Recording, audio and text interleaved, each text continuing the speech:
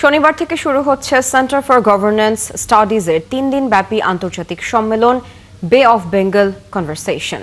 প্রধান বিচারপতির বক্তব্যের মধ্য দিয়ে শুরু হওয়া অনুষ্ঠানটিতে দেশি বিদেশি ১,০০০-এরও বেশি অতিথি যোগ দেবেন আলোচনা সভায়। আয়োজকরা বলছেন, ভূ রাজনৈতিক প্রেক্ষাপটে বাংলাদেশের গুরুত্বপূর্ণ অবস্থান সম্পর্কে জানান দেয়া এই আয়োজনের অন্যতম লক্ষ্য। সুফিয়ান ফারাবি জানাচ্ছেন বিস্তারিত।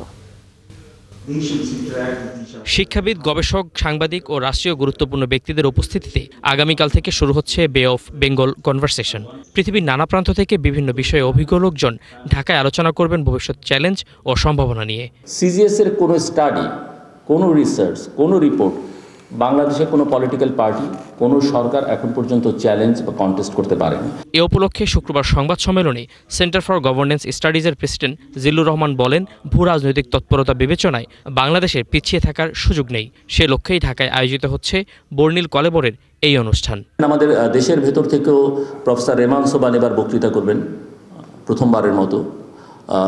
ডক্টর দেবপ্রিয় ভট্টাচার্য সবসময় থাকেন আমাদের সঙ্গে।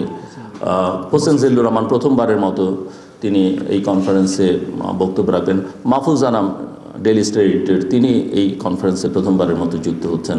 এই অনুষ্ঠানটিতে যোগ দিতে আন্তর্জাতিক বিভিন্ন পর্যায়ের ব্যক্তিবর্গ আজকের মধ্যেই ঢাকায় পৌঁছাবেন। ভুল তথ্য, অপতথ্য ও ক্লাইমেট চেঞ্জ নিয়ে আলোচনা হবে বলে জানান জিল্লুর রহমান। অ্যারাউন্ড 60 সেশনস হবে, 60টার মতো সেশনে বিভিন্ন জায়গায়। প্রতিটা প্যানেলে আমরা বাংলাদেশি একজন অন্তত স্পিকার রাখার চেষ্টা করেছি। সো বাংলাদেশের ভয়েসটা যেন সব জায়গায় থাকে। তবে এবারও আমন্ত্রিত অতিথিদের নানাভাবে ভিসা জটিলতা পোহাতে হয়েছে বলে অভিযোগ তোলেন তিনি।